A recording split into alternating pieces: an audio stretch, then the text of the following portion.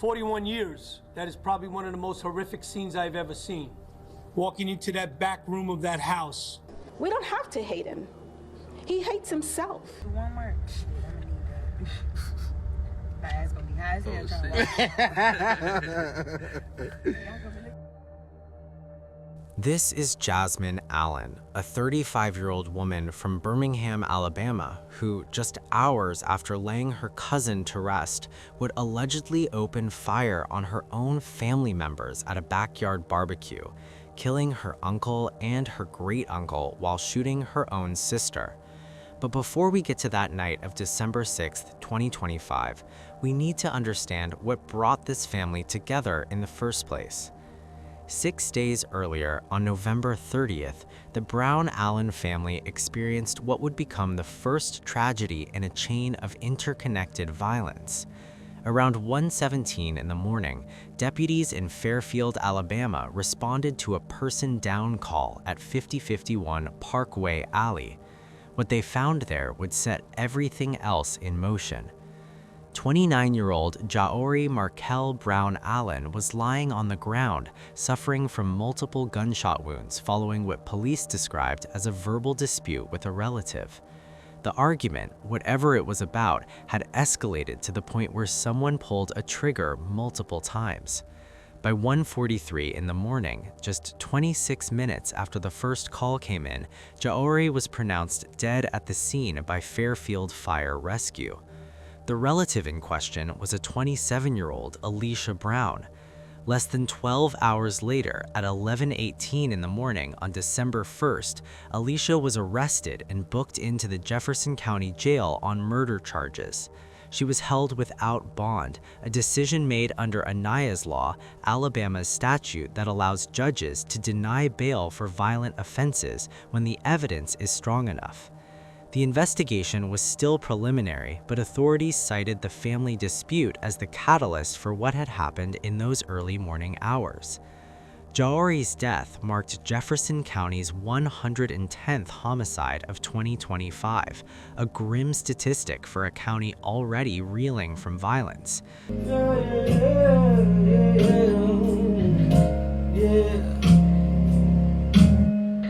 I am grateful for the thing that you have done. For the Brown-Allen family, this wasn't just a number.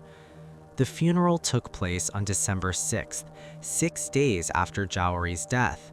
Family members gathered from all over, traveling to Birmingham to pay their respects and support one another through this unimaginable loss. Among those who made the journey was Sonny Dwayne Arrington, a 43-year-old husband and father of 7 children, 2 girls and 5 boys, who traveled from his home in Clarksville, Tennessee. Sonny was Jasmine Allen's uncle, a beloved family member who, despite the circumstances, wanted to be there to honor his nephew and provide comfort to his relatives. The funeral itself was what you'd expect from a family trying to hold themselves together in the face of tragedy. Photos from the service, later shared on social media, showed family members dressed in black and red. What nobody knew at the time was that this gathering, meant to bring closure and healing, was about to become the setting for something even more horrific. After the funeral service concluded, the family did what many families do after laying a loved one to rest. They gathered for a repast, a meal shared in community, a chance to be together and remember the good times. But this particular gathering would take place at a relative's home in the 1500 block of 20th Place in Ensley, a neighborhood in Birmingham's western section. And as the evening wore on and turned to night, something began to shift. But somewhere around 11:25 in the evening, something went terribly wrong.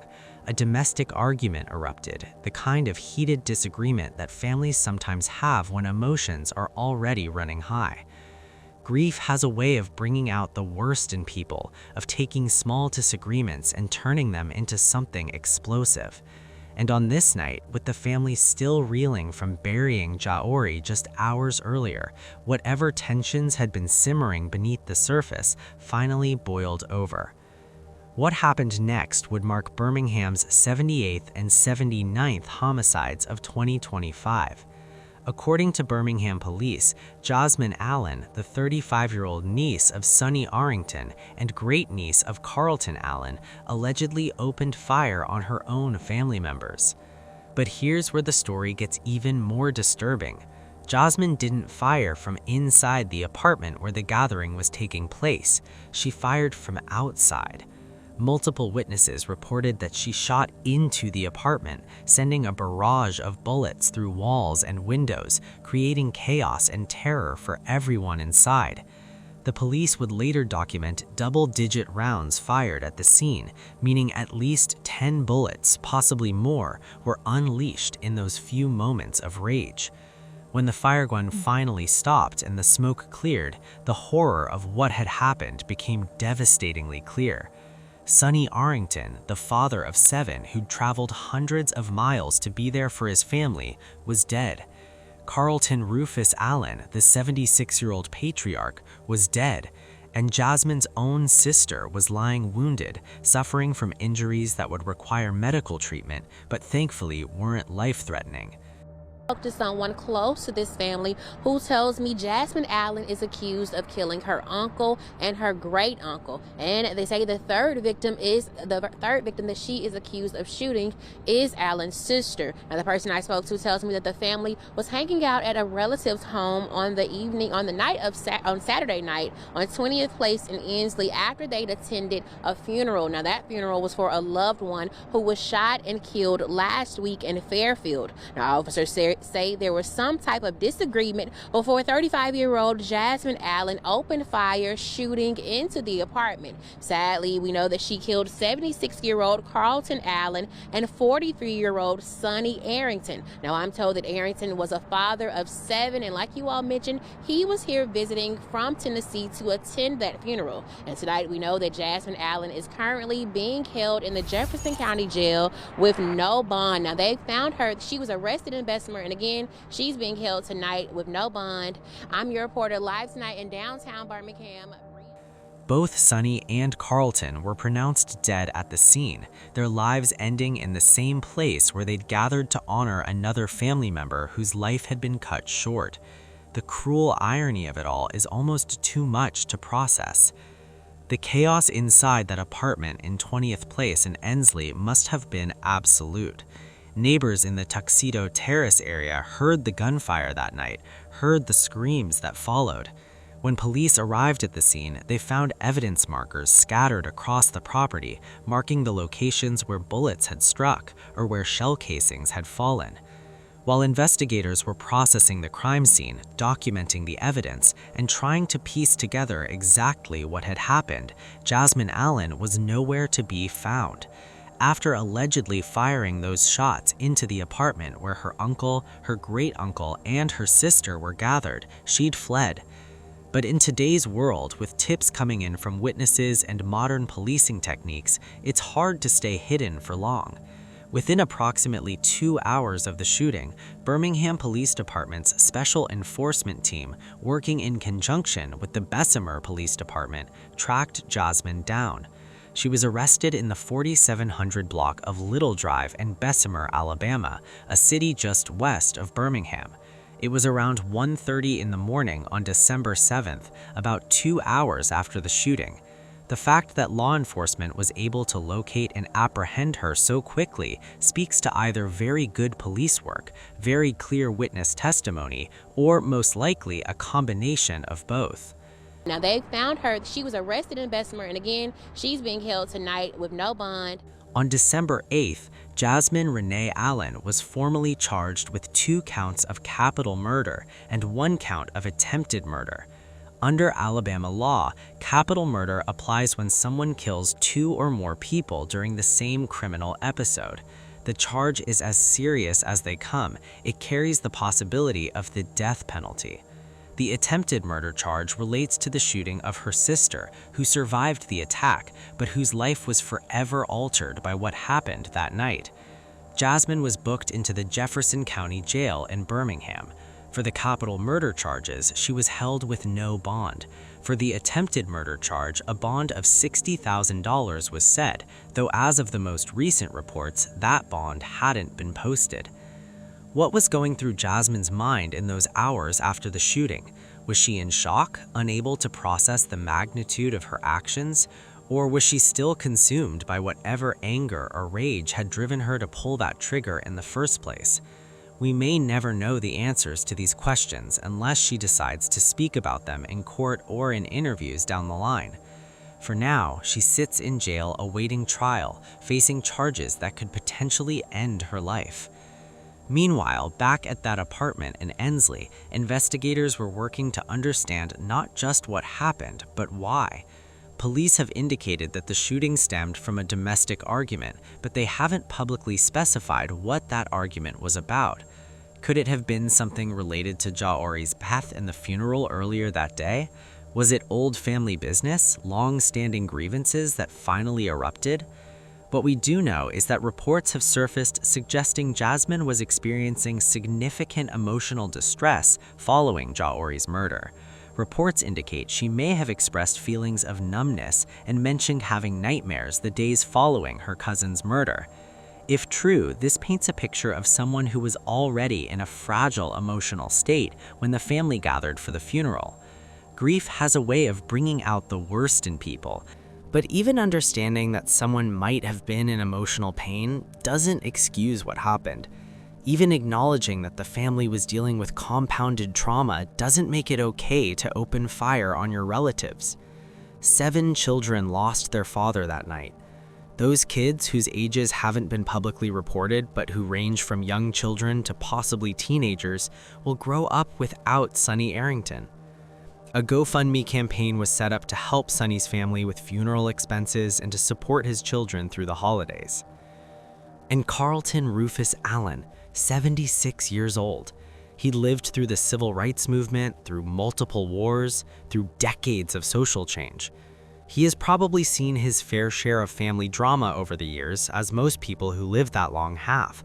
But nothing in his 76 years prepared him for dying at the hands of his own great niece, killed while attending a family gathering meant to honor another relative's memory.